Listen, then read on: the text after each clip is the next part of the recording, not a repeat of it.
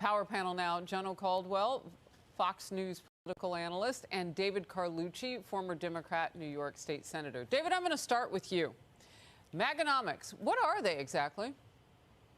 Well, what it's showing is that it's what you'll get under a Trump presidency and Republican regime. Look, Bidenomics, the only problem with it is the word. The policies are working, but the presentation is not. So they're trying to shift and say, hey, look what will happen under Maganomics. So right now we have the largest number of Americans covered under health insurance. Trump wants to repeal the ACA and leave millions of Americans without health insurance.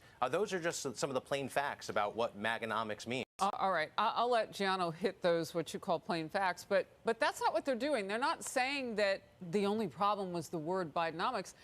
They are admitting that it failed. Otherwise, they just call it something else and resell what's working, but they can't because it's not working. Do you want to hit any of that, Gianno? The facts part? Well, the facts part.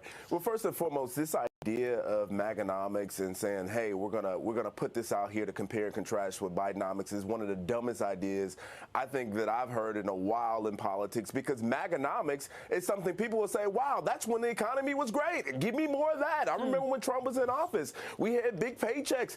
Interest rates were very low. We could afford our groceries. Those are the Maganomics that Donald Trump wants to be sold, and now the Biden administration is helping to do the jobs. Just very quickly on the facts, as you mentioned, we know, according to Fox News polling, since October, Donald Trump has gained 21+% with independents, 15% with blacks, 13% with Hispanics, 8% with suburban voters, and 4% with men. Things are going well on the Republican side for Donald Trump because people remember Maganomics. So do you think this could backfire, David? Well, look, I mean, we could talk about the polls, but the elections is what really matter. Look at the elections that we've had. Democrats have been winning. The last elections we had just a couple weeks ago, winning in Kentucky, Ohio, Virginia, the list goes on and on. But when you look at some of that, the issues, yes, was abortion more so than it, because that's what those areas, you know, they say all politics is local. That's what some of those areas, those districts were focused on. But I want to get back to this, backfiring it. You're going to call it Maganomics based on what you project might happen. Bidenomics actually is what happened. and you can't erase what happened, so you want to put in fantasy of what might come?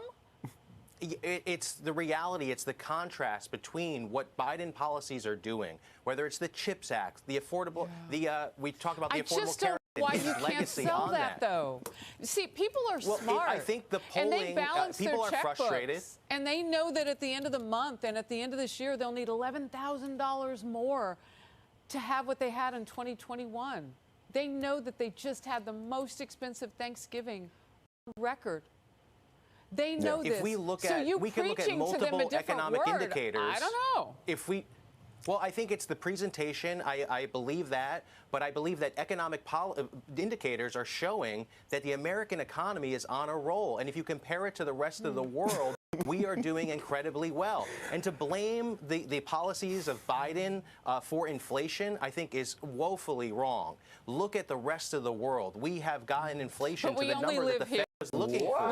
We only live invested in infrastructure. And when the UK was cooking close to 10% inflation and we were up above 9%, I mean, we only live here. Has it come down? Yeah, but the prices haven't come down because inflation still exists. Many of the prices have come down. If we look across the country, we can see it costs less. That's not true. That's not true. That's absolutely not true. Go ahead, Joe Biden's greatest accomplishment at this point is being the worst polled president in history.